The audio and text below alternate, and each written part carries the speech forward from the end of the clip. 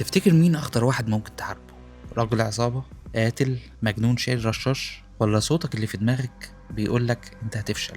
فيلم ريفولفر مش عن أكشن وخناقات بس، ده عن راجل داخل معركة مع أخطر مجرم في العالم هو نفسه. يعني لو شايف إن دماغك بتزن عليه كتير، استنى لما تشوف جي جرين وهو بيتخانق مع نفسه في أسانسير واقف. فيلا بينا نبدأ، بس ما تنساش شير ولايك وسبسكرايب علشان يوصلك كل جديد. ده جيك جرين بيخرج من السجن بعد 7 سنين. بعد خروجه بسنتين هو واخوه بيلي راحوا على واحد من اكبر الكازينوهات في المنطقة. كانوا رايحين يطالبوا بحقهم من صاحب الكازينو، زعيم عصابة اسمه دورسي ماكا، عنده حاشية وسكرتارية وبودي جارد اسمه بول قال له ما تخليش جيك يلعب معاك، بس ماكا طنش وقال له سيبه نتسلى عليه. جيك دخل اللعبة، بس اول ما شاف الاسانسير وشه قلب ابيض. الراجل بيعاني من فوبيا الاماكن الضيقة، حاول ياخد السلم. البوديجارد قال له يا معلم ده 20 دور. فركب الاسانسير، دخل الترابيزه. اول رهان عمله خسر، بس الموضوع كان متعمد، كان بيخلي ماكا يطمن ويقع في الفخ. الرهان اللي بعده نفس الفكره، بس المره دي جيك هو اللي كسب. خد فلوسه وطلع هو واخوه بيجروا شنطهم مليانه كاش. هما طالعين من الكازينو يقابلهم راجل غريب اسمه زاك، قال لهم انتوا في خطر وانا اقدر اساعد، وادى كارت لجيك مكتوب عليه تيك ذا اليفيتور، يعني خد الاسانسير. جيك كالعاده قال لا، انا هاخد السلم. وهوب مع اول خطوه نزلها اتشقلب، وقع وغاب عن الوعي. وبعدها اتنقل للمستشفى، والدكاتره قالوا له مفيش حاجه واضحه، بس خد التحاليل دي وروح ارتاح. في الناحيه التانية ماكا كان عمال يلف في الاوضه زي النمر الجعان، قلقان جدا، وقال لبول الواد ده اكيد راجع ينتقم، خصوصا بعد موضوع مرات اخوه. ماكا قال لبول انه لازم يجيب احسن قاتل مأجور في السوق عشان يخلص عليه، واحد اسمه سورتر، وده ما بيغلطش ابدا. بيلي راح بيته، اما جيك اخد معاه الحراس عشان يحموه، لكن اول ما وصل اتضرب عليهم نار والحراس اتقتلوا. وجيك نجا باعجوبه لانه لقى كارت مكتوب عليه بيك ذيس اب، فمجرد انه نزل ياخد الكارت الرصاص عدى من فوق دماغه. وبعد كده جيك حاول يهرب بالعربيه، لكن السواق اتضرب بالنار كمان.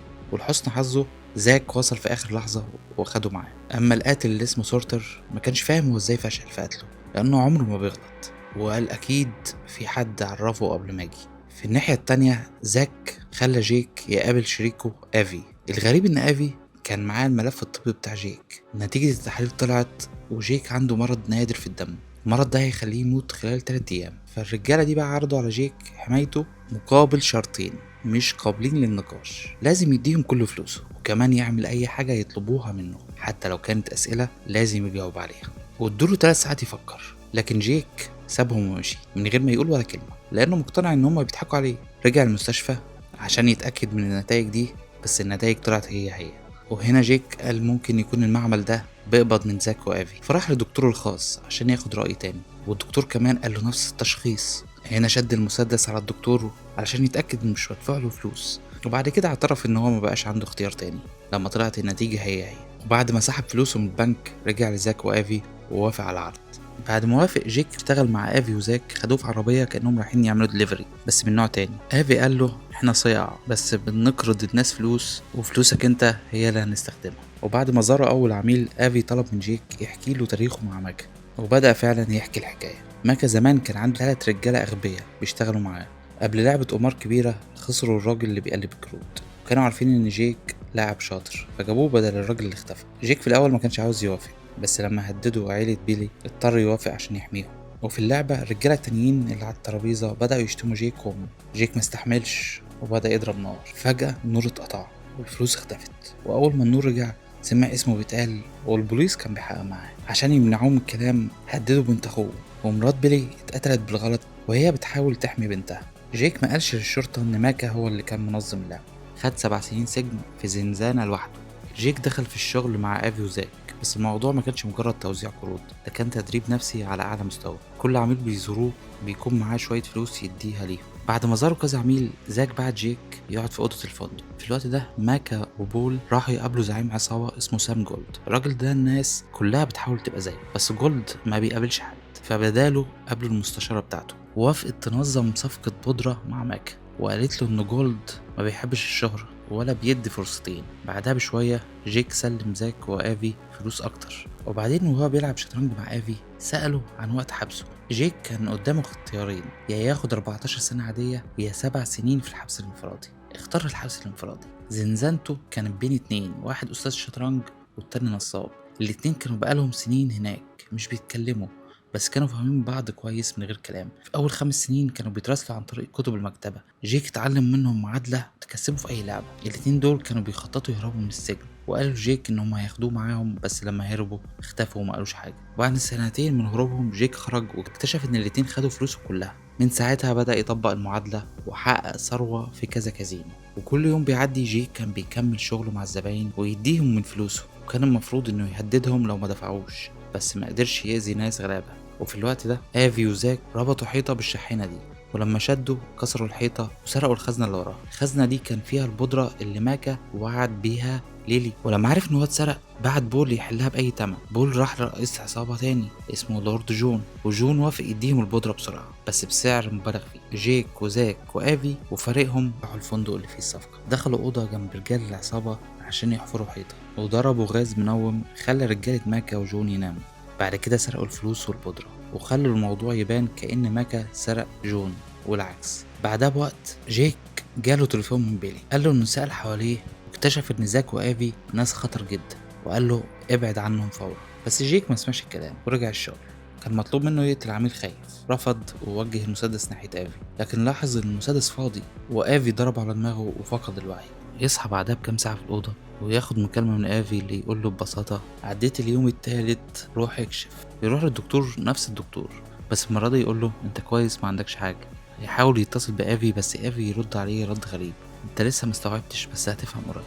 في الوقت ده ماكا عمال يلم معلومات، كل الخيوط بترجع لاسم واحد بس، جيك جرين.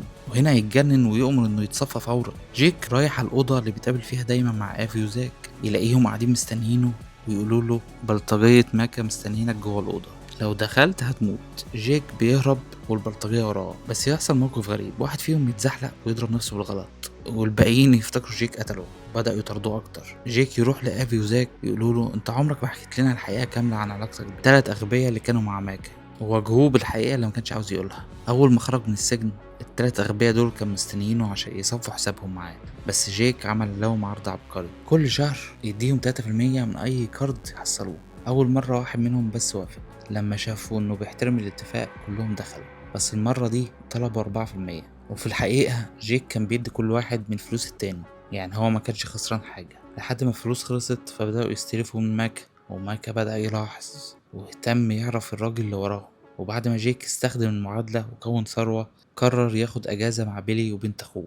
وفي الوقت ده ماكا قتل التلات أغبياء عشان ما رجعوش الفلوس.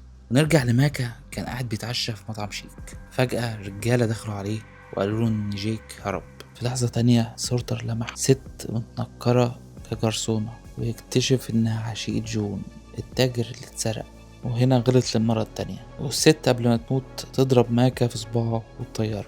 سورتر بيروح لمخبأ لورد جون عشان يصفيه، والدم في كل حتة. على الناحية التانية جيك بيلعب جولف فوق السطح مع آفي وزاك، والاتنين بيشرحوا له إن سام جولد مش موجود أصلا، وإن سام جولد ده هو نفسه جيك جرين ابن المجنونة، وفهموه إن صوته الداخلي بيتحكم فيه، وهو الصوت اللي بيخوفه يقول إنك هتفشل وهتموت وما تركبش الأسانسير، وإن كل اللي جيك محتاج يعمله إنه يواجه سام جولد، يغير قوانين اللعبة ويواجه شخصيته الداخلية.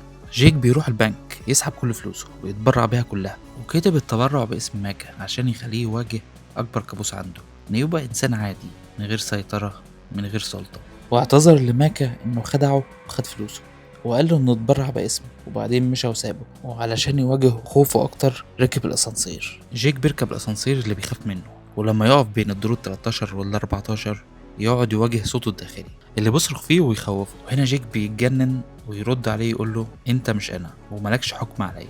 وهنا لحظة الانتصار لجيك على نفسه، مش على ماكا ولا على العصابة، ده انتصار على سام جولد وشخصيته الداخلية. جيك بينزل من الاسانسير هادي ووشه رايق، بيقابل ماكا اللي واقف مستنيه بمسدس، بيصرخ ويزعق وشكله بيغلي من الغيظ، بس جيك ولا كأنه شايفه، بيعدي جنبه بكل ثبات من غير ما يرمش حتى، سابه واقف لوحده مع خوفه مع صوته الداخلي. هو يظهر كل واحد في الفيلم ده عنده صوت داخلي بقى ولا ايه؟ اللحظة دي كانت إهانة لماكا وبدأ يعيط، والصدمة كانت كبيرة جدا. تاني يوم بول راح لماكا وهو شايل كذا جورنال كله بيتكلم عن ماكا، مش كمجرم، لأ كمتبرع إنساني بيدعم المجتمع. الناس كلها فاكرة إن ماكا هو اللي اتبرع، وجيك قال له قبل كده انا اتبرعت باسمك. ماكا فرح شويه بس الفرحه ما طولتش. بول قال له بس على فكره البودره راحت واللي سرقها جيك. هنا ماك أدرك إنه كان بيتلعب بيه من أول لحظة، اتسحب من تحت كل حاجة، فلوسه وسمعته ورجالته ونفسه. نرجع لأخو جيك بيلي. لما رجالة ماكا وصلوا له عشان يعرفوا مكان البودرة، بيلي خبى بنته في الدولاب، بس لما سمعوا صوتها خدوها برا قدامه. القاتل اللي اسمه سورتر اللي طول الفيلم ما بيغلطش، أول ما شافهم هيمد إيديهم على بنت صغيرة قال لأ كفاية، بدأ يقتل واحد ورا التاني، بس هو بيحاول ينقذهم بيتضرب وبيموت. أما ماكا بقى آخر زيارة جاتله كانت من ليلي مندوبة سام جولد، جابت له بوكيه ورد وقالت له جولد ما بيحبش الشهرة وانت اتشهرت مفيش فرصة تانية. ماكا بينهار ويعرف ان نهايته قربت. افي وزاك خدوا جيك معاهم البودرة على كازينو ماكا، وهناك افي كسب جيك في لعبة شطرنج واعترف له بباقي التفاصيل. هو وزاك كانوا الرجالة اللي في الزنزانات اللي جنب جيك، وكانوا دايما عايزين ياخدوه معاهم هما بيهربوا، بس هو ما كانش جاهز يواجه الحقيقة، وده معناه انهم كانوا مجرد خيال في دماغه. بس جيك ما كانش لسه مستوعب ده، لانه في اللحظة دي رجالة الكازينو جم علشان ياخدوه لماكا. كان ماكا معاه البنت الصغيرة. جيك رمى شنطة البودرة على الأرض. ماكا كان ماسك المسدس وعينه بترعش، صباعه على الزناد بس إيده مش ثابتة. جيك قال للبنت ما تخافيش كله هيبقى تمام. ماكا انفجر من الغيظ، هو شايف إن الرعب اختفى، هو مبقاش مرعب، هو بقى فاضي. ده أكتر شيء وجعه. وصوته الداخلي هو كمان، أنا مش عارف حكاية الأصوات الداخلية دي، قال له أنت ميت أصلا، وعلشان كده رفع المسدس على دماغه وضرب النار ومات. مات مش علشان جيك قتله، مات علشان ما قدرش يتحمل الحقيقة، مات لأنه ما كانش جاهز يتحرر زي جيك. يا سلام. في الختام ما تنسوش تعملوا لايك وشير وسبسكرايب علشان يوصلكوا كل جديد، واستنوني في فيديوهات جاية أقوى. وسلام.